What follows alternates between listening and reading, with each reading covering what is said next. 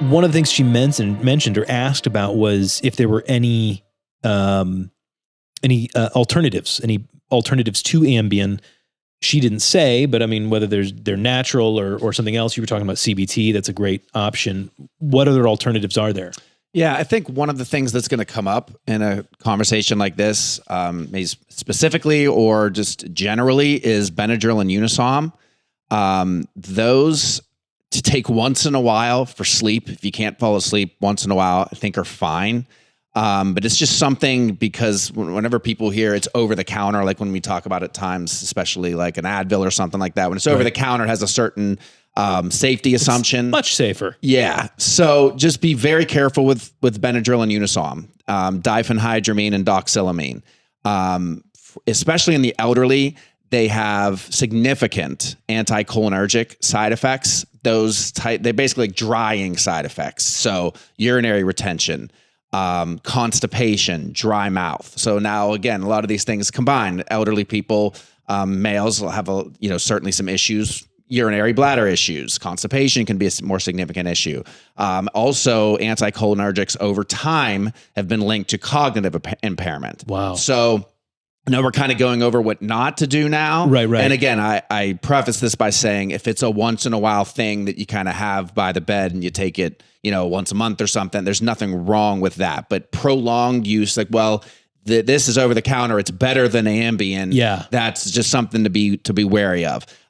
Between the two, Unisom definitely has longer activity, so it can even increase daytime sleepiness, because that can be an issue with Benadryl as well. Wow. So again, unless it's a very rare occurrence, it's not recommended to go that route. Along those lines, to wrap this end of things up, it's critical to understand the chemical name of them. Like I mentioned, doxylamine and diphenhydramine, because you'll have people, who just don't know better. They would say, well, no, I don't take Benadryl. I take Advil PM, or I take Tylenol PM, or I take, just make sure that ingredient is not in there if you're concerned about some of those side effects. Got it. What are there any other pharmacological options? Maybe anything gentler or with fewer potential strange behavior side effects? Yeah, some of the big ones include trazodone, mirtazapine, doxepin, amitriptyline. Okay, so basically, like Dante had talked about, they are technically antidepressants, and they're kind of referred to as low-dose antidepressants. So you wouldn't be taking these typically in the same dose that you would to get the antidepressant effect. These are basically older versions of antidepressants. They're not SSRIs. So at low dose, they're sedating. All right, so they're commonly used. Are they as effective as Ambien? That is not shown to be the case.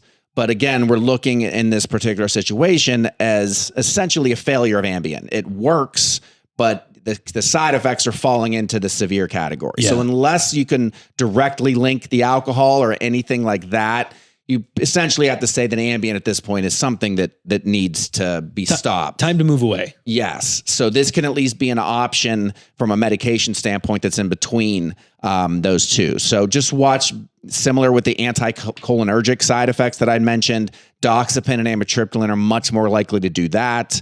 Mirtazapine is much more likely to cause weight gain. Okay. So trazodone tends to be one that we see more and more if, kind of stepping down. Because again, we're saying don't do OTCs. Ambien doesn't work. So, I'm trying to get to the point where maybe we make a recommendation. And from a medication standpoint, I think trazodone could be a good option given the issues with the others. And in this particular situation with elderly, et cetera. Okay. Anything else? Yeah, from a supplement standpoint, melatonin is still a good thing to try. Absolutely. Especially maybe once you've completed that wean off. We carry a product, Essential Sleep, that's a combination of ingredients that have kind of that synergistic effect. Yep. GABA to work on those GABA receptors. 5-HTP works on serotonin. L-theanine helps to kind of calm the brain. Also has melatonin in it and glycine. So I think from a supplement standpoint, that would be a great option. Either way, been on Ambien for 10 years, weaning off, yes, but there's probably going to need to be something else on board. Makes sense. And whether it's the medication, if you want to step down that way, like a trazodone or one of the others that you and your doctor would discuss, I think that's a fine option. It's not going to have those side effects, the memory loss, the behaviors, things like that are going on with the Ambien, and then of course or the supplement being on board too. I think there's going to be something would need to be taken kind of to replace that over time. That makes sense, and it sounds like, especially at this point, if it's getting into strange behavior and memory loss, that it's time to consider some alternatives. Yeah, it doesn't mean just don't take it tomorrow. It means wean off with your doctor, but it like I said before, it's essentially a failure of the medication at this point. The side effects are outweighing the benefits, and there's other options.